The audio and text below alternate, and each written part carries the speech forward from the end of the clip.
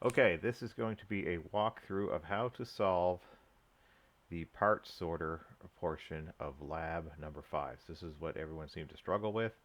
So I'm going to go through how to solve this in a fairly straightforward and simple way. Before we do that, let's look at how to properly make a seal circuit, because you should be able to do this all with seal circuits. We should stop using latching circuits in our logic. Uh, Latches are an easy way to do things, but as our programs get more complicated, they're going to become a problem. So a seal circuit basically has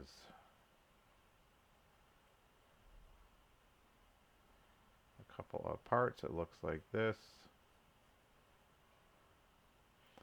And let's look at what this is. We have this part right here. This is going to be whatever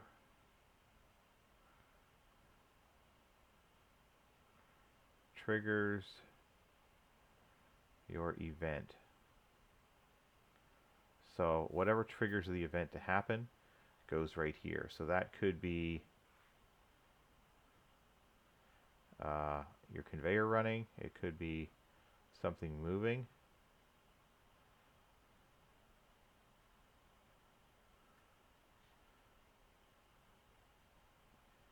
Or whatever that is, you're also going to put that over here. That is your actual event.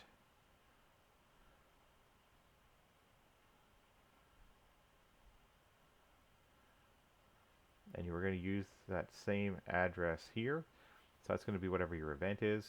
You're going to put that same address down here. And that is what seals this circuit in. So you're basically going to be able to get a path through here to turn on the event. Once you stop energizing that trigger, you will still have a path through here, and that is the whole purpose of the seal. So you only need to get this trigger once, and then your output is on. This locks that in, and if your trigger goes away, you still have this. This portion here, this is whatever stops your event. So you basically have something that triggers it, something that stops it, and then the event itself. That is basically the three components of a seal circuit, and we can use this for the vast majority of logic we are going to write. This is far superior to latches, and you need to know how to write these things properly, and you can use them everywhere once you do that. So let's look at an example of how we can implement this. So I'm going to start writing some logic here. I'm down at the end of the program. This here, I just put in a no op or no operation instruction here just so I could put a comment on it. I often do this. This is just a NOP instruction, which is basically just a line that doesn't do anything. I like to do this because I can just attach a run comment to this very easily. So if I want to just break up my program a little bit, I can easily put something like that in there. It's not a real instruction. It just is something you can easily attach a comment to. So that's why I did this. So let's make up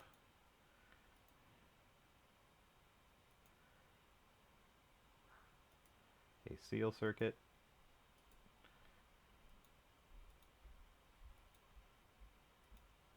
And this here, this can either be normally open or normally closed on the break. It all depends on how you're going to write this part right here. So I'm just going to go like this. I'm going to go open, close, and then my output.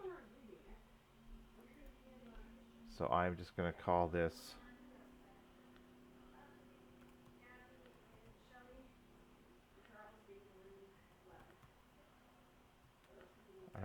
conveyor run.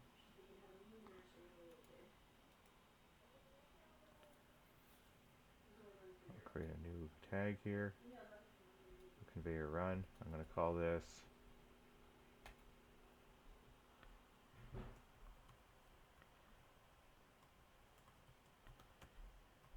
conveyor run condition. Commence that, crush that down. Conv run condition. And I'm going to call this one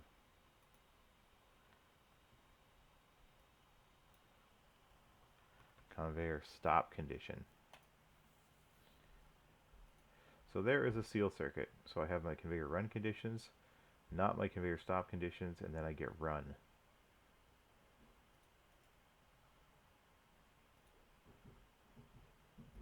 Edit this tag so it's shorter.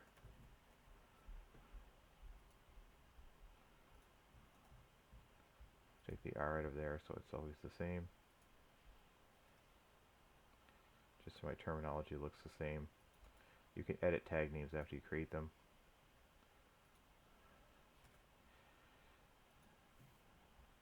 So there is a seal circuit. So I'm going to use this to basically run my conveyor. So what I need to do now, as I have tags that are called conveyor run and conveyor stop, what defines those? So I'll put those ahead of this. Doesn't matter where they go, but it makes logical sense. And since I'm going to use them here, I should define them before then. So let's make up some tags for, let's actually define what do I mean by stop and run. And then what is the ultimate use going to be for conveyor run?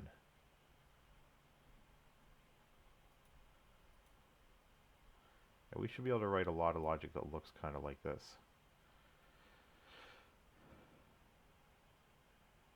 So run conditions and stop conditions, and then have the run actually do something.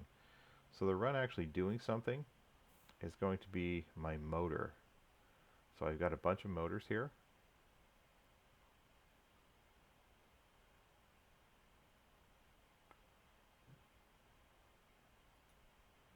If I bring up my list of tags, I have belt motor 1,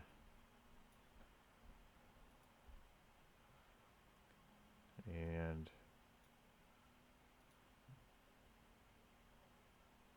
pivot arm belt motor.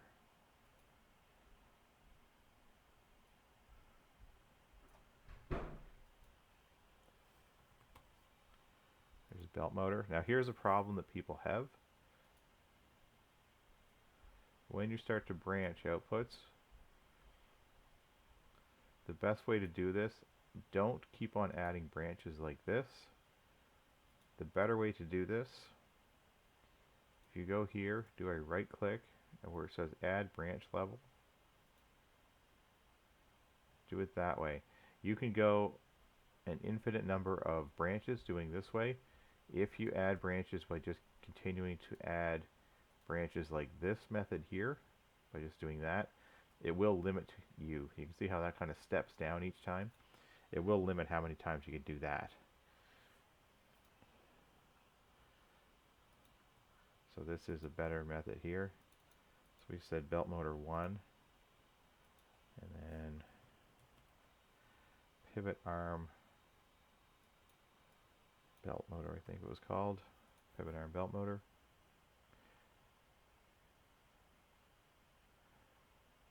So that's how I'm going to use my conveyor run. Now what defines my running conditions? In this case, it's pretty simple. I'm going to get my run conditions whenever I push my start button.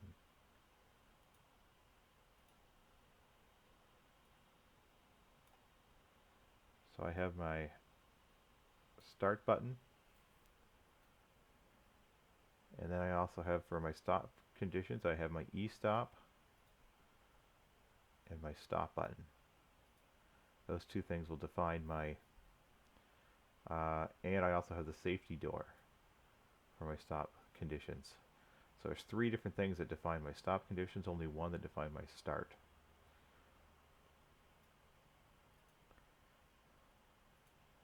So I'm going to run if I get start PB. I will stop if I get the stop PB.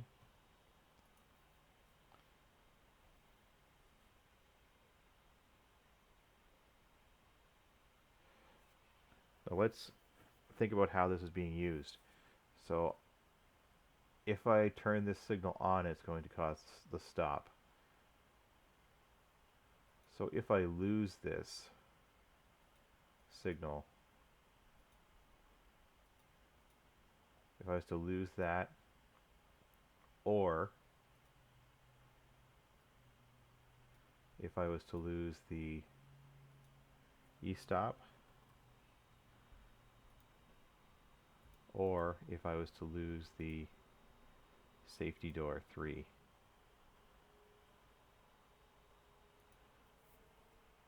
So those are all on right now. So this should give me stop condition.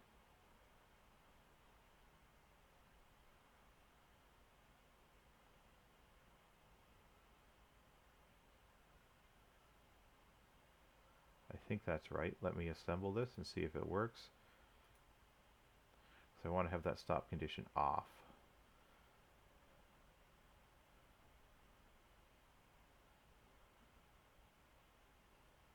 This gets a little bit tricky with dealing with the stop conditions because you're dealing with a bunch of normally closed signals for this.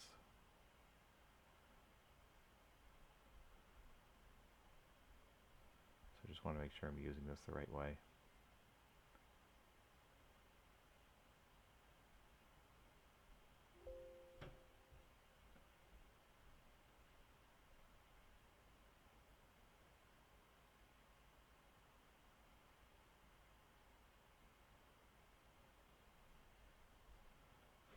Okay, so if I write it like this, then that is going to be on.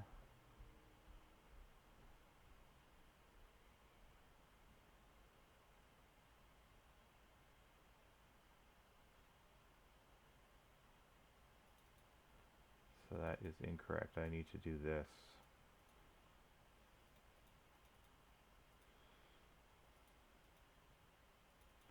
If I put good descriptions on my tags here, it'll read a lot better.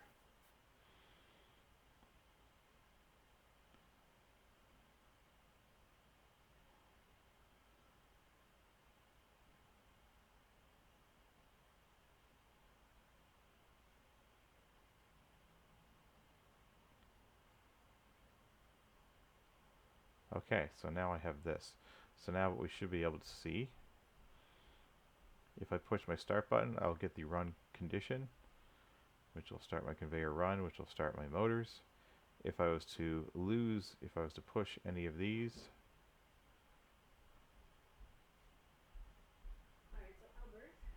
I'll get my stop condition.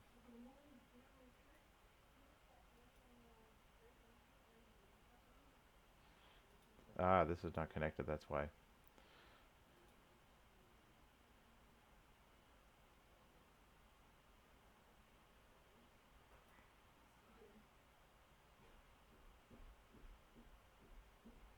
Yeah, I had it correct before. I had it correct before, I just wasn't connected. Okay.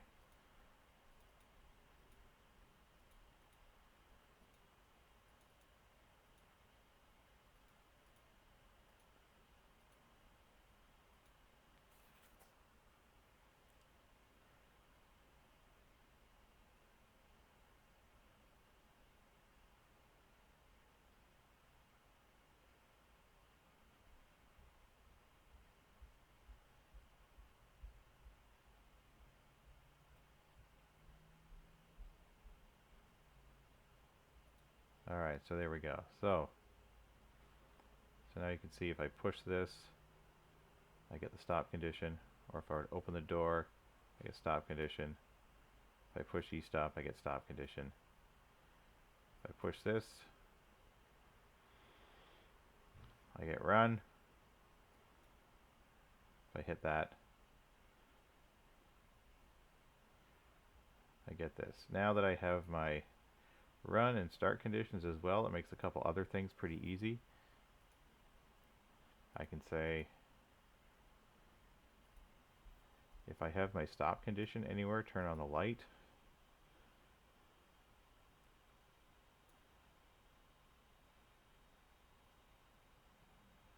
There's our warning light here. The safety light. I can also do my start and stop lights as well.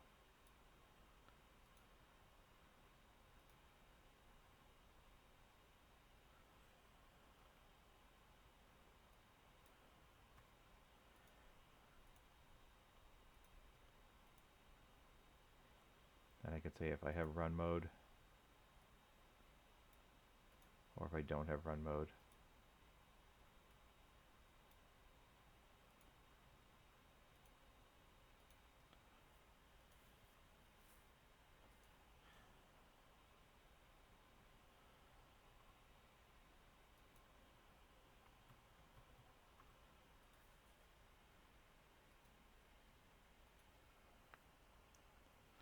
That should handle all my lights.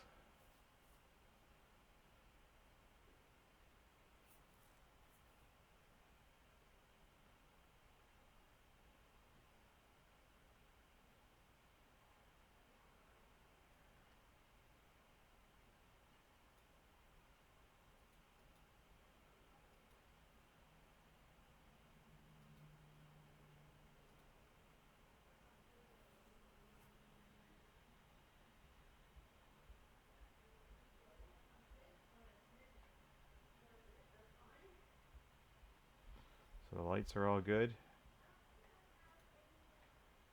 And now what we should have here is comments on all these things.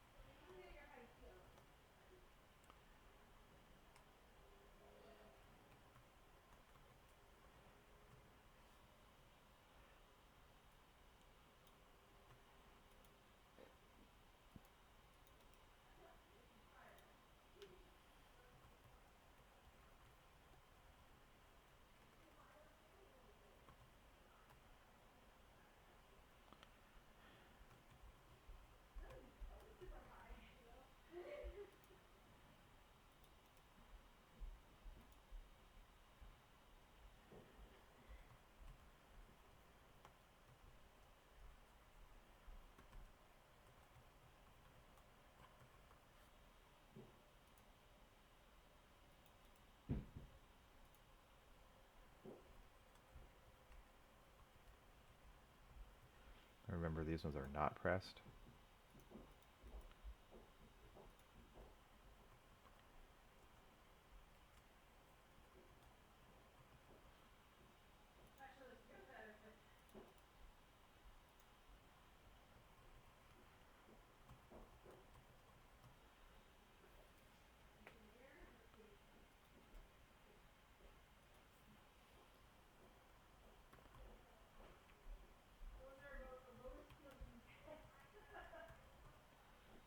Conveyor run command, I'm calling that.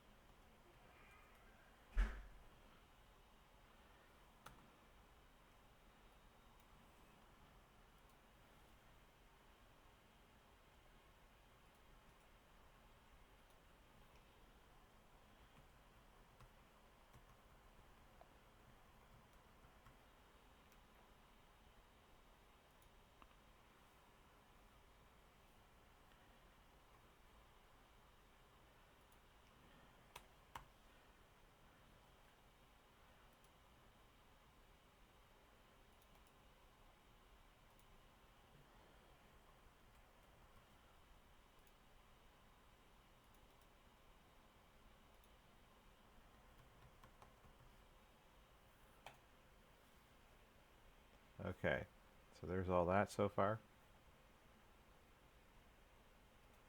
So that is a simplified way to do the seal circuit. So basic seal circuit there.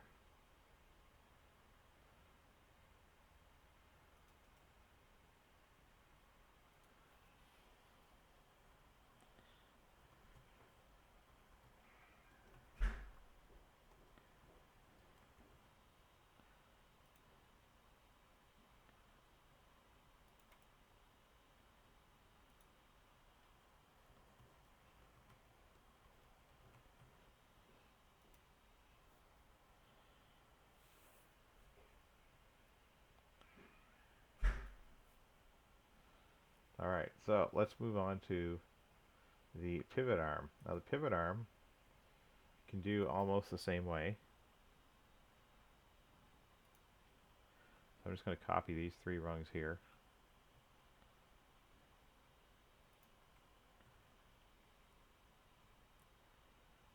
So let's call this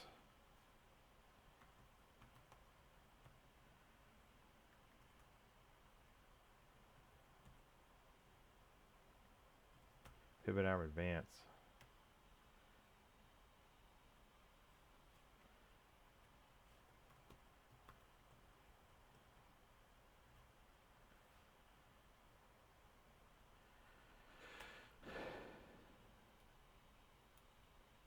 Because that is basically what we're trying to seal.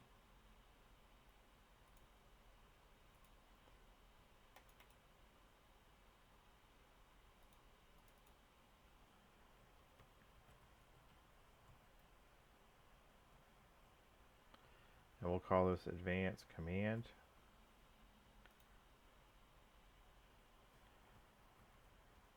When you do this, be very careful you're not just changing the tag name. Don't go here and change the tag name, because that's not creating a new tag, it's just changing the name of the existing tag.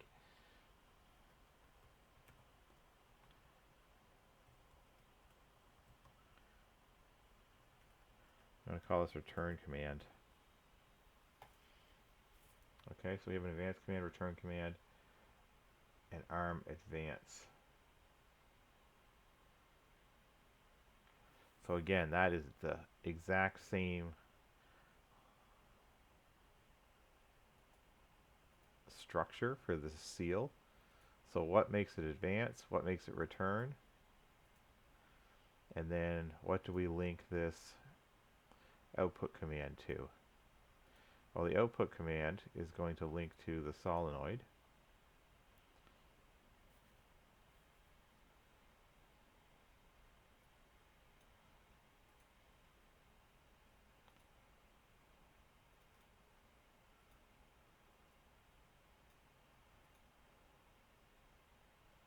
Which is our pivot arm single solenoid.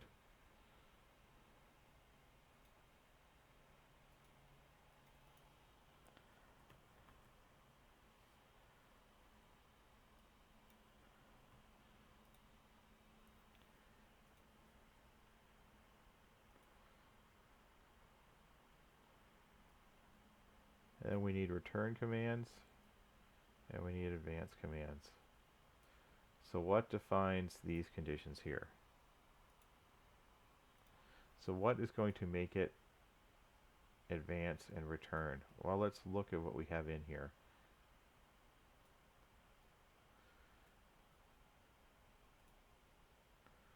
So this is where we need to figure out what sensors we have. So we basically say that we want to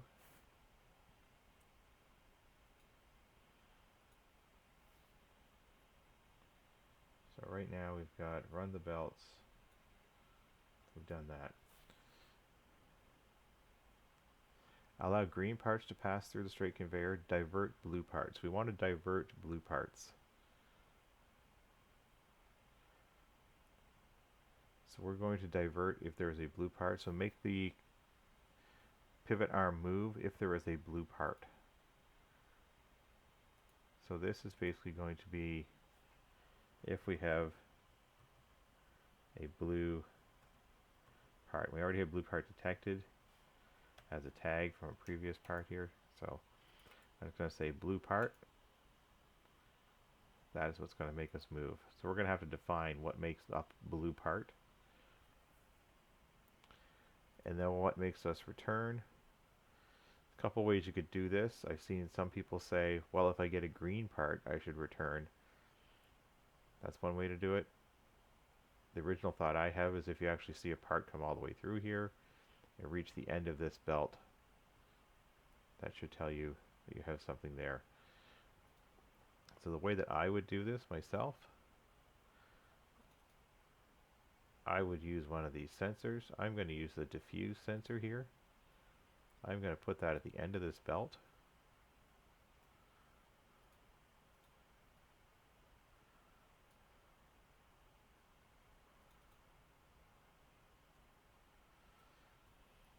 Hold down V to lower it.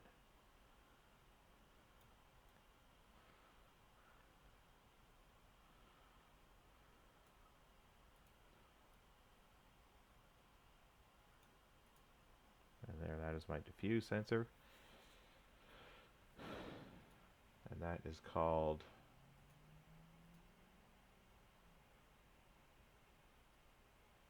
diffuse PE. So that is going to be what makes my pivot arm return.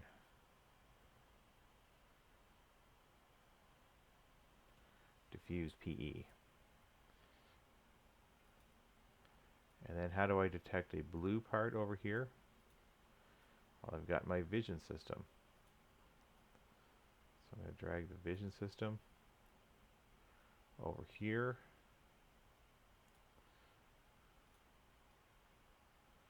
I need to detect parts as they come along. They need to be, so where's the best location for this? So it has to be up. So it has that big cone field of vision that it uses. So if a part gets anywhere within here, it will detect.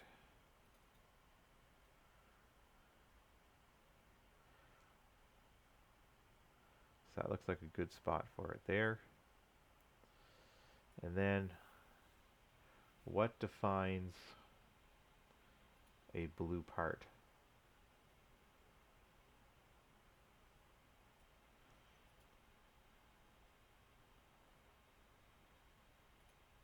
Let's create another line here.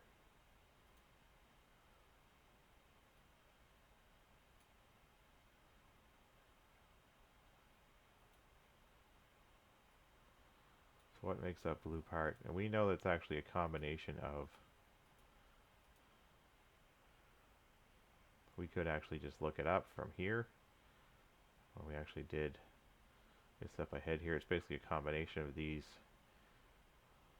vision bits. But if we didn't know what the combination was, we could experiment with it.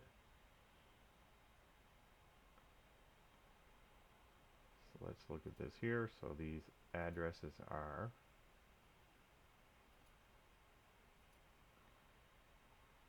vision bool 0 through 3.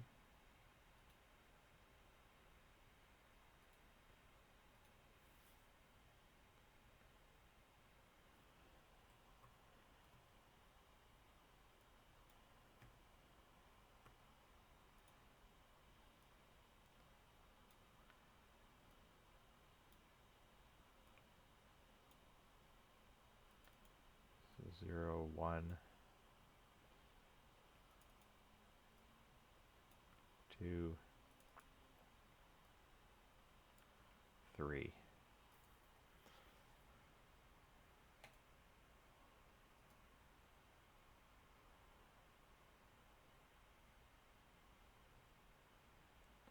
So let's assemble this.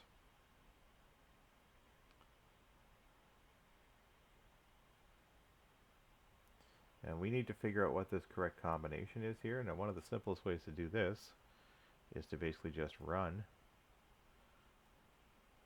So let's run parts through here.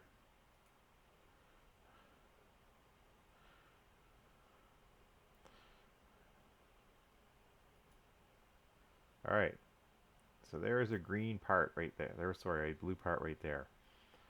So a blue part, bool 0 is on, 1 is off, 2 is off, 3 is off. So we should have this combination coming up with a blue part right now. So we need to swap these. So switch these to normally closed.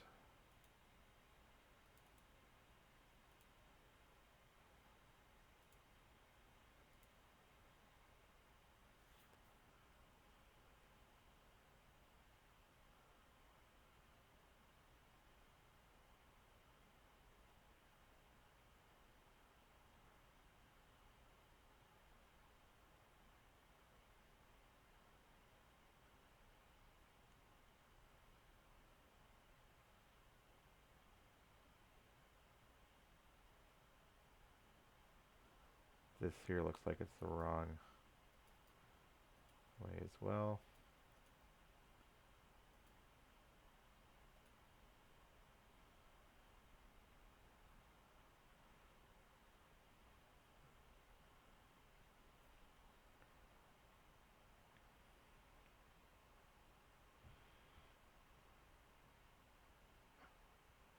Alright, so that looks cool.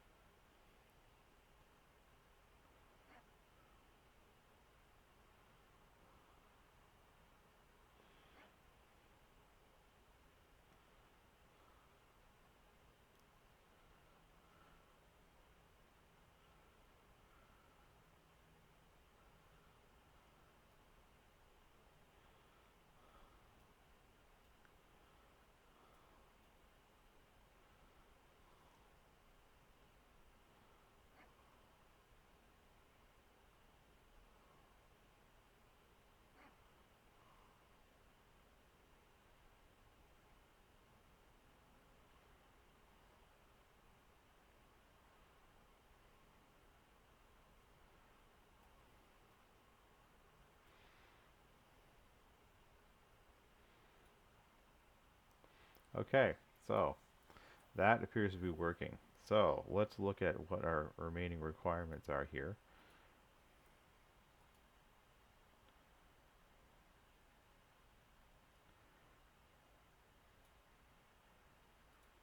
Include manual control of the pivot arm and lights to indicate position. So we have basically an automatic control of this pivot arm right now. We need manual control of it as well.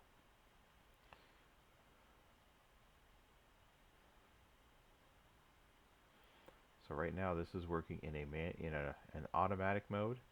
We need it to work in a manual mode as well. So there's a couple ways you could do this. The way that we've structured this right now actually makes it very easy to transition this over to an auto manual control structure, because basically these commands, we just need to determine if we are going to use the sensors to make things move, or if we're going to use the buttons to make things move. So we don't need to mess with line 50 and 51 at this point.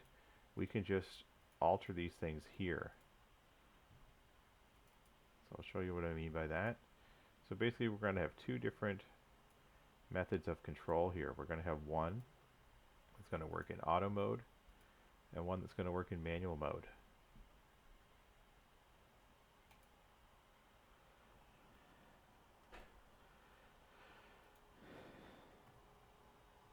So we have an auto selector switch. So if we are in auto, we're going to move based on the blue part. If we are in manual, we'll move based on the push button.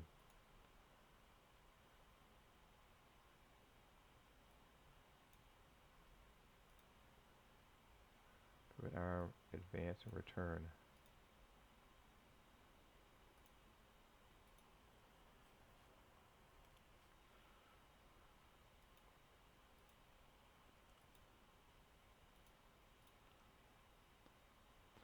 we'll do the same thing for the return command as well.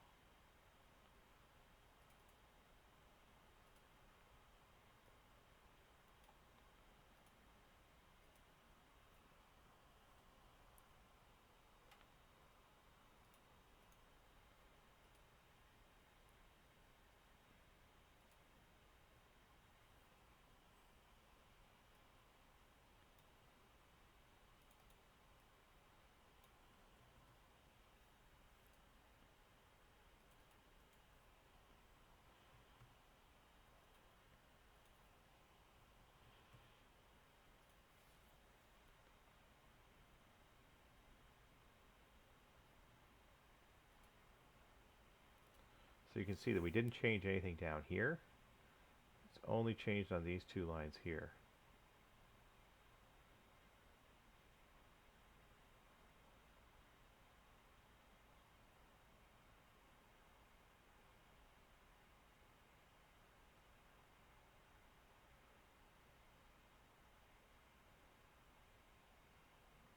Okay, so we're in auto, we're going to operate one way. If we go to manual, we operate the other way. So in manual, we should be able to control like that. And if we go back to auto, then we are controlling based off the vision system.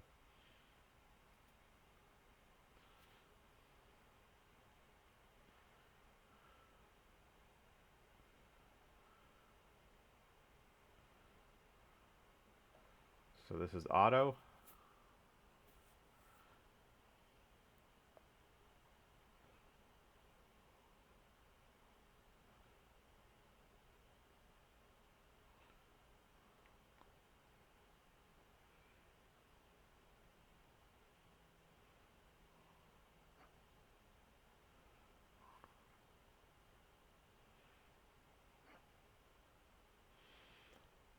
And then if I put it in manual, I can do the same thing.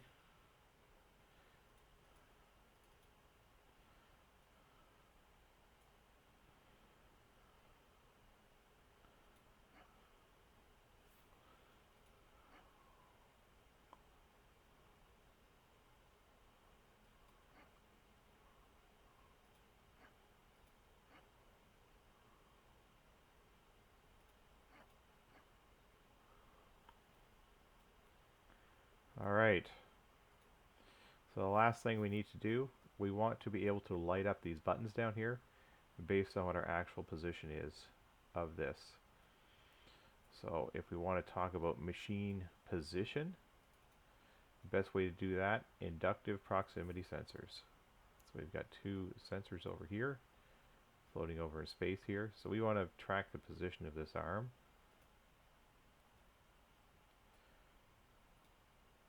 I'm going to take this guy, place it right above that arm right there.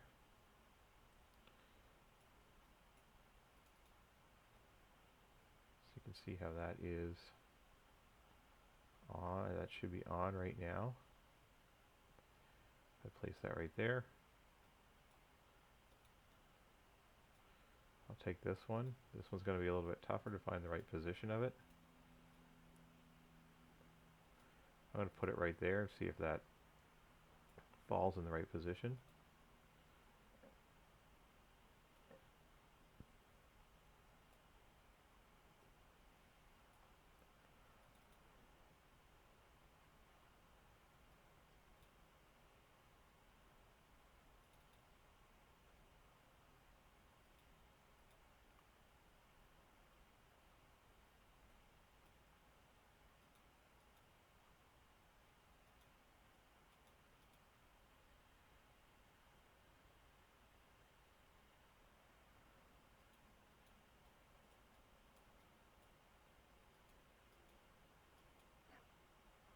Alright, so that's where I want to be.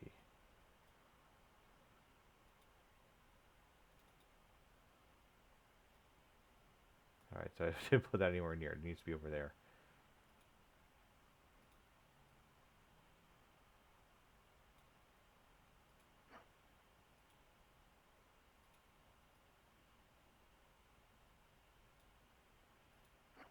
There we go. That hits it there. So that is inductive 1 is the advanced position, and inductive 2 is the return position. So I'm going to make 2 more lines here.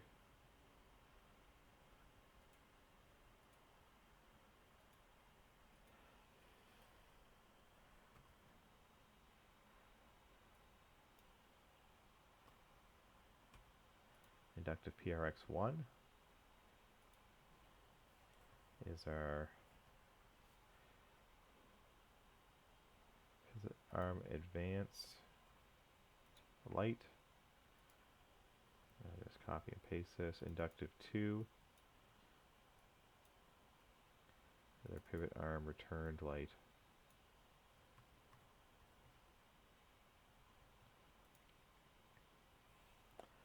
And those names are from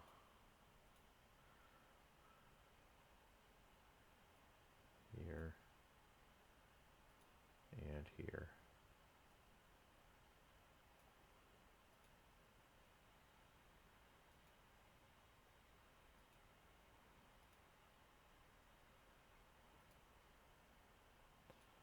And then what I should see now, we should get lights that light up and show me what position I'm in.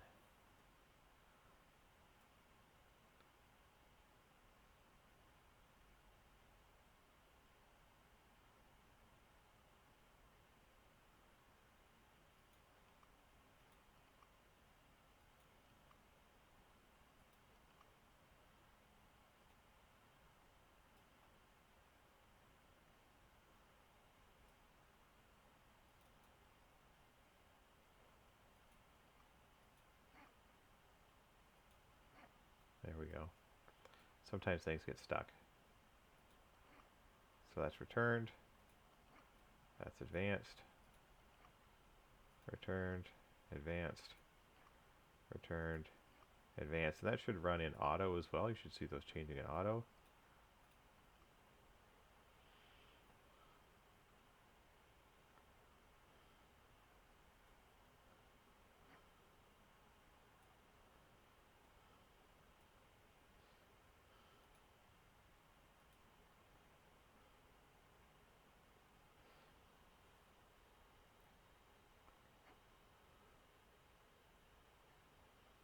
So you can see that's working.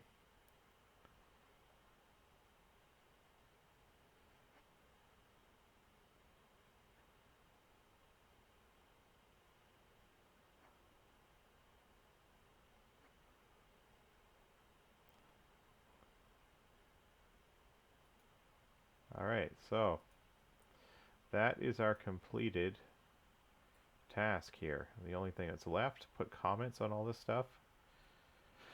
But the key parts that you're supposed to get out of this were vision system to identify parts. Using a diffuse sensor, you could have also used the retroreflective sensor here as well. Either one would work. To detect parts coming off the end. Inductive sensors to detect the position of the arm. And using single solenoid sealing logic for the pivot arm, and using general conveyor control for the conveyor. And utilizing these seal circuits, which you can write the same for all the time. It's just defining what is this, what is triggering your event, what is stopping your event, and what is that event. Figuring those things out. And that should be it. I'm going to go through and comment these things. Start with a run comment here.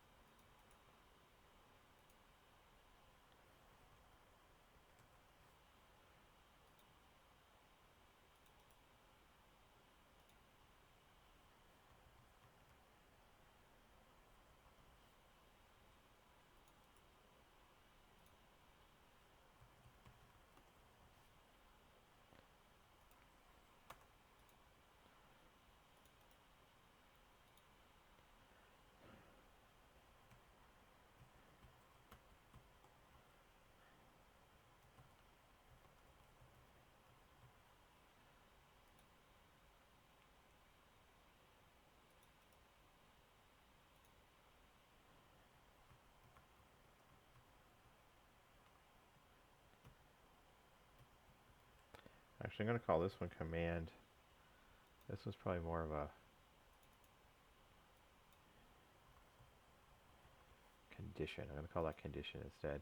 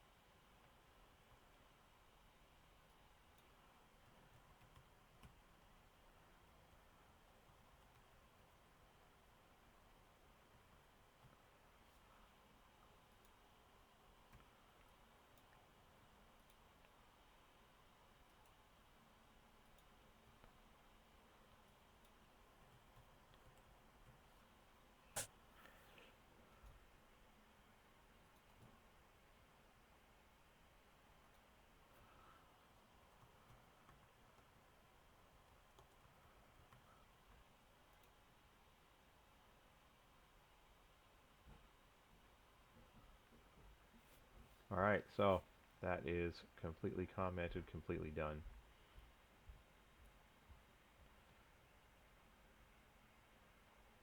Alright, so let's look at that again.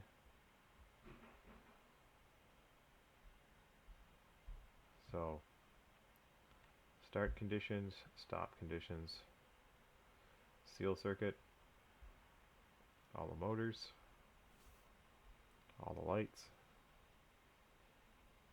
pivot arm control. We have the advance condition, return condition, seal circuit,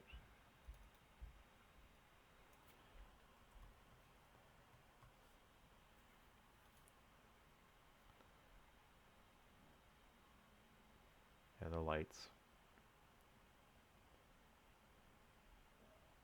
Okay, so that should be completing the lab from week number 5.